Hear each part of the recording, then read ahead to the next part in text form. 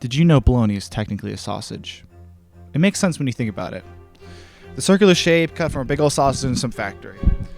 But whoever thinks about it, do you actually know what bologna is? Every year, over 800 million pounds of bologna is consumed in America, so surely it can't be that bad, right?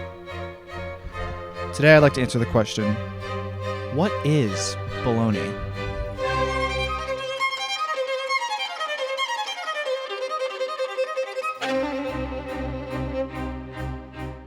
To answer this question, we have to go back to the 1400s, to the creation of mortadella, the precursor to modern bologna. Unlike bologna, mortadella is only pork with bits of fat sprinkled in along with bits of pistachios as well. Back in the day, it was actually considered a delicacy in the town of, you'll never believe this, Bologna, Italy. Fast forward a couple centuries later to when America is founded. Immigrants are coming in and introducing their own foods into the world, and while you might think it was Italians that introduced mortadella, it was actually the Germans, mostly to the Midwest. And like any immigrant food that comes to America, it was butchered to hell, pun intended. Mortadella wasn't a thing in the US, so if the Germans wanted to recreate their favorite Italian meat, they had to do it themselves. And because America isn't Europe, certain ingredients were harder to come by. Pistachios were just being introduced into America, and pork wasn't as readily available, so they kind of had to take what they could get in terms of meat. And with all that being said and done, the Germans coined their creation, bologna. Wait, why is it spelled like that? Well, the foreign introduction of bologna into America is probably why the word is pronounced very differently from how it's spelled. In reality, it's pronounced Bologna.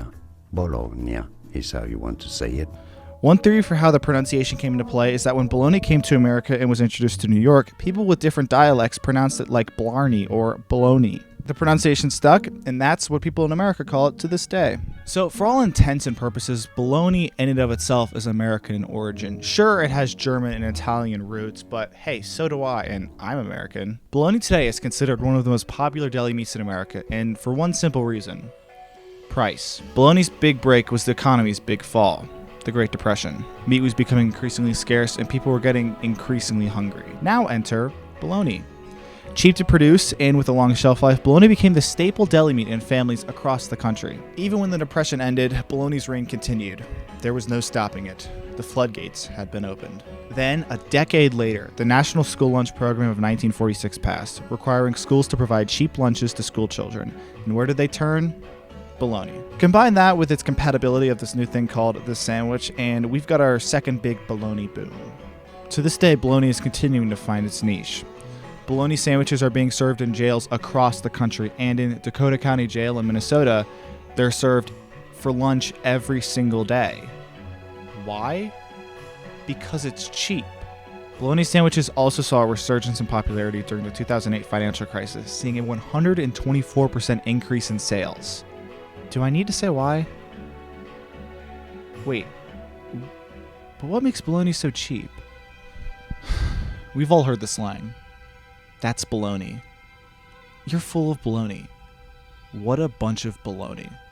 It comes from the fact that most people don't actually know what's in bologna. And that's the point. The FDA requires all the meats going into bologna to be ground into tiny meat particles, into a meat batter, to give the meat a homogeneous texture. Why? So they can put whatever they want into it. Various meat trimmings from basically any part of whatever animal is closest, and sometimes organ meat like the heart or liver. While other meats need to come from a specific part of an animal, it doesn't matter with bologna. It is the leftovers of meats. And here lies the truth behind its success, the dark truth behind the prodigy deli meat. It's not a meat at all. It's a form of matter. Where do you get turkey? From a turkey. Where do you get pork? From a pork. Where do you get bologna? From a bologna? No. It's an amalgamation. Throw in some pork, throw in some beef, some turkey, blend it together, and you've got bologna. Turkey bologna, beef bologna, bacon bologna. Bologna is simply a vessel to consume existing meats. But why stop at meats? Bologna's the great equalizer for all foods. Peanut butter bologna, ice cream bologna, pistachio bologna. The possibilities are endless.